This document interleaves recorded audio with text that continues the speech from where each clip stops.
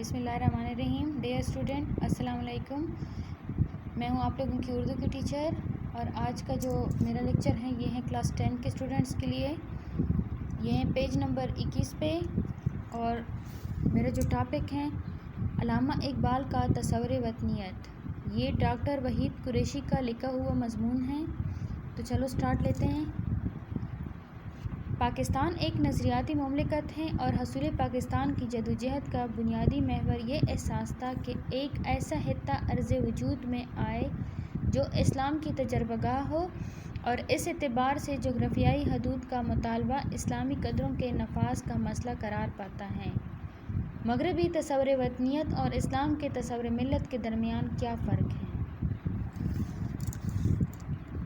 مغرب میں قومیت کا تصور چند بنیادی امور پر مشتمل ہے: رنگ، نسل، زبان اور جغرافیہ۔ وہ حدتیں ہیں جن سے مختلف ملکوں کے باشندے اپنا قومی تشخص متعین کرتے ہیں۔ اقبال کے نزدیک مغرب کا تصور وطنیت جب ایک نصب العین کی صورت اختیار کرتا ہے تو اسلام کی بنیادی روح سے متصادم ہو جاتا ہے، کیونکہ اسلام بنی نوع انسان کی وہ وحدت ہے جو رنگ و نسل و زبان سے بالاتر ہے۔ شروع میں علامہ اقبال مغرب کے تصور وطنیت کے قائل تھے، اور انہوں نے وطن کے تصور کو بانگیدارا کی بعض نظموں میں ایک روحانی رنگ بھی دیا، لیکن بہت جلد وہ اس اثر سے نکل آئے اور وطنیت کے مغربی تصور کی کلم کلا مخالفت کی۔ انہوں نے وطن کو جغرافیے کی قیود سے آزاد کر کے ایک فکری ضابطے کے طور پر ترتیب دیا۔ ان کی رائے میں پاک ہے گرد وطن سے سر داماں تیرا، پاک ہے گرد وطن سے سر داماں تیرا، تو وہ یوسف ہے کہ ہر مصر ہے کنا تیرا۔ یہاں پر جو مصنف نے بتایا ہے کہ پاکستان جو ہے وہ ایک نظریاتی مملکت ہے، اور یہ بہت سے مسلمانوں کی جدوجہد کا نتیجہ ہے، اور یہ نتیجہ، یہ جدوجہد احساس ہی اس بات کا تھا کہ ایک ایسا خطہ وجود میں آئے جو کہ اسلام کی تجربہ گاہ ہو۔ اس اعتبار سے جغرافیائی حدود کا مطالبہ اسلامی قدروں کے نفاذ کا مسئلہ قرار پاتا ہے۔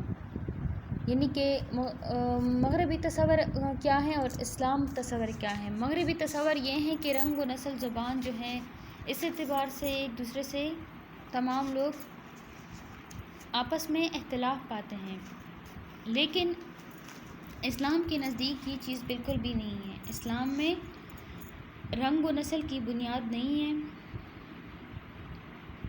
سبھی لوگ، اللہ تعالیٰ نے سورہ حجرات میں واضح طور پر بتایا ہے کہ خاندان اور ذات جو ہیں یہ محض شناخت کے لیے ہیں، شرف و فضیلت تو صرف اور صرف تقویٰ پر ہے۔ یہاں پر یہ بات بتائی گئی ہے کہ مغرب میں یہ تصور تھا کہ رنگ و نسل کی بنیاد پر آپس میں اختلاف پاتے تھے، لیکن اسلام میں چونکہ تمام لوگ آپس میں برابر ہیں اور اس میں ایسا کوئی تصور موجود نہیں ہے۔ یہ شعر بظاہر ملک کی جغرافیائی حدوحال کے مخالفت کرتا ہے، لیکن جب ہم پاکستان یا پاکستانی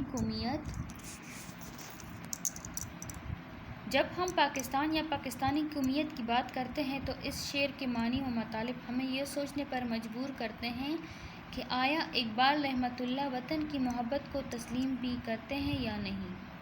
دوسری طرف خود تصور پاکستان کے داعی کی حیثیت سے علامہ اقبال رحمۃ اللہ کی ایک خاص اہمیت ہے، اور انہوں نے 1930 میں مسلم لیگ کے صدارتی خطبے میں تصور پاکستان کی جھلک ایک امکانی صورت کے طور پر دی کی تھی۔ علامہ اقبال کے ہاں وہ تصور وطنیت جس کا آغاز ان کے ہاں جغرافیائی بنیاد سے ہوا تھا اور جس کی پہلی واضح صورت دھرتی پوجا کے طور پر سامنے آئی تھی، اسے بہت جلد ترک کر کے علامہ نے اسلام کے ضابطۂ حیات کے حوالے سے وطن کے تصور پر غور کرنا شروع کیا۔ انہوں نے قائد اعظم کے نام اپنے خطوط میں سیاسی پلیٹ فارم سے پاکستان کا مطالبہ پیش کرنے کی تجویز فرمائی۔ پاکستان وجود میں آیا تو آبادیوں کی تبدیلیاں ہوئی، مقامی اور مہاجر کے امتیازات ابھرے اور تہذیبی سطح پر تغیر و تبدل کے کئی پہلو ظاہر ہوئے۔ حصول پاکستان سے پہلے یہ علاقہ وسیع تر برصغیر کا سیاسی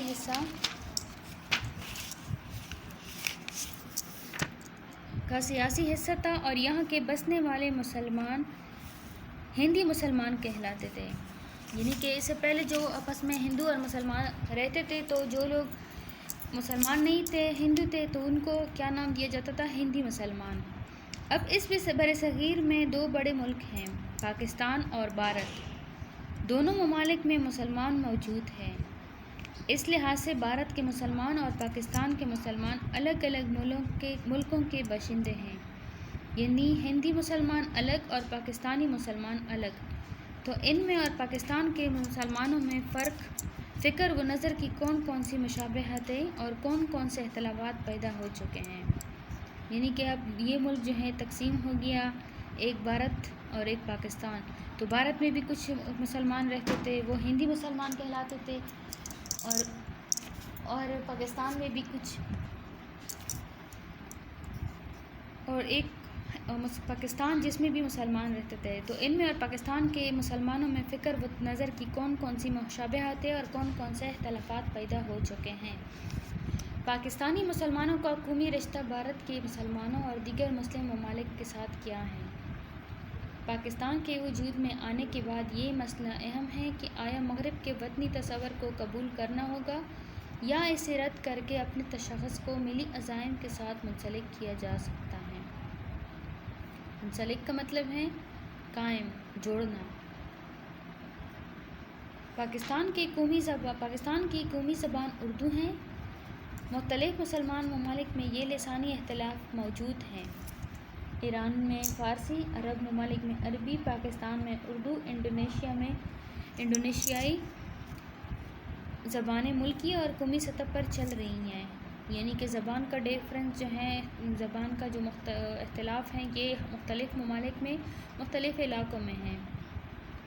پھر اس بات کی تلاش ضروری ہے کہ مسلمانوں کی تہذیبی زندگی میں زبانوں کی کیا اہمیت رہی ہے اور زبانوں کے بارے میں 1300 سال میں مسلمانوں کا رویہ کیا رہا ہے، یعنی کہ اگر ہم نظر دوڑائیں آج سے 1300 سال پہلے تو ہمیں اس کا جواب آسانی سے مل جائے گا کہ زبانی اختلافات کوئی خاص مسئلہ نہیں ہیں۔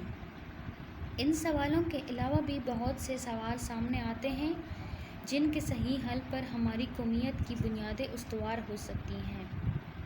استوار کا مطلب ہے قائم۔ لیکن اتنے الجھے ہوئے سوالات کا کوئی مختصر سا جواب تو ممکن نہیں۔ ہاں، غور و فکر کے لیے بعض راہیں ضرور متعین کی جا سکتی ہیں۔ علامہ اقبال نے اشعار میں جا بجا وطنیت کے مغربی تصور کی مخالفت کی ہے۔ اس کے علاوہ ان کی نثری تحریروں میں بھی مسلمان ممالک کی عمرانی تاریخ کی مدد سے مسلمانوں کے تصور وطنیت کے بارے میں بعض بنیادی تصورات ملتے ہیں۔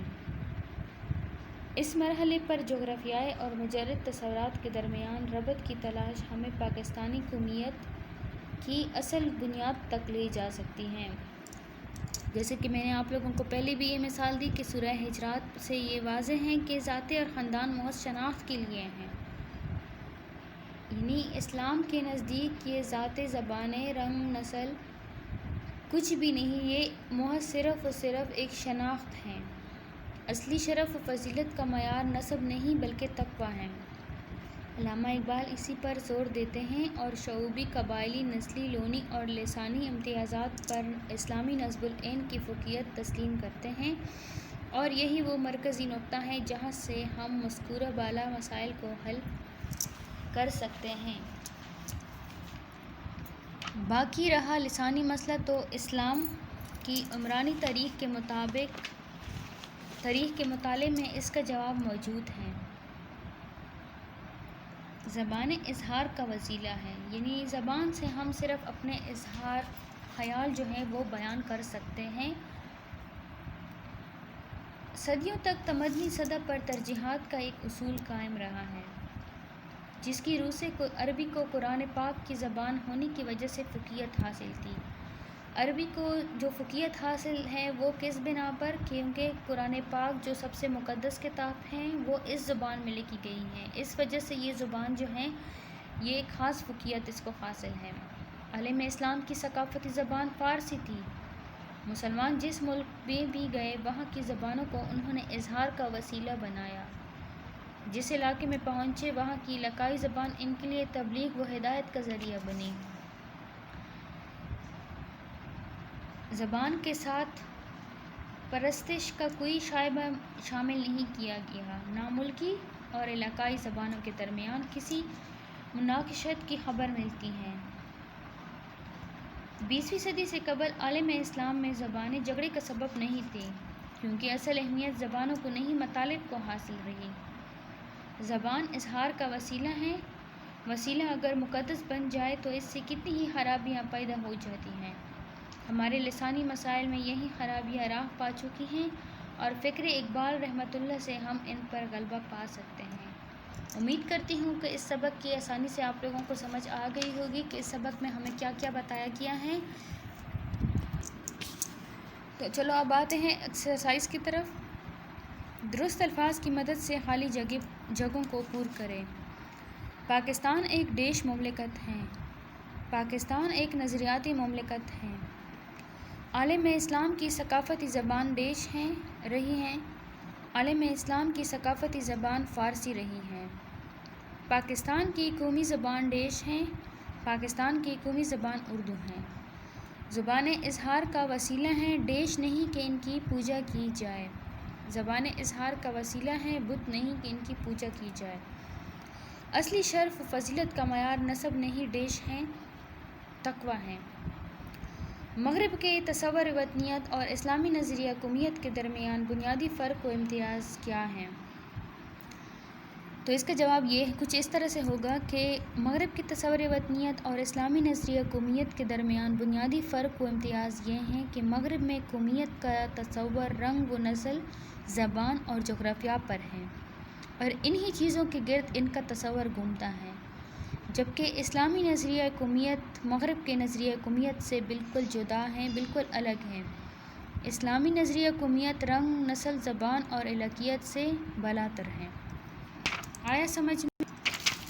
سوال نمبر 2 ہے، اقبال رحمۃ اللہ زبان پرستی اور وطن پرستی کے کیوں مخالف تھے؟ اقبال زبان پرستی اور وطن پرستی کے اس لیے مخالف تھے کہ زبان پرستی اور وطن پرستی اسلام کی بنیادی روح سے متصادم ہیں۔ اسلام بنی نوع انسان کی وہ وحدت ہے جو وطن پرستی اور زبان پرستی سے بالاتر ہے۔ اس وجہ سے علامہ اقبال رحمۃ اللہ نے وطن کو جغرافیائی حدود و قیود سے آزاد کر کے اسے ایک فکری ضابطے کے طور پر ترتیب دیا۔ اس جملے کا مطلب واضح کریں۔ اصل اہمیت زبانوں کو نہیں، مطلب کو حاصل ہے، مطالب کو حاصل رہی۔ اس جملے کا مطلب کیا ہے؟ اس جملے کا مطلب کچھ اس طرح سے ہوگا کہ زبان صرف اور صرف اظہار کا وسیلہ اور ذریعہ ہے۔ اصل چیز تو وہ مفہوم اور مطلب ہے جس کا اظہار زبان کے ذریعے کیا جا سکتا ہے۔ اگر زبان کی اہمیت ہوتی تو مسلمان کبھی بھی دوسری علاقائی زبانوں کو تبلیغ و ہدایت کا ذریعہ نہ بناتے۔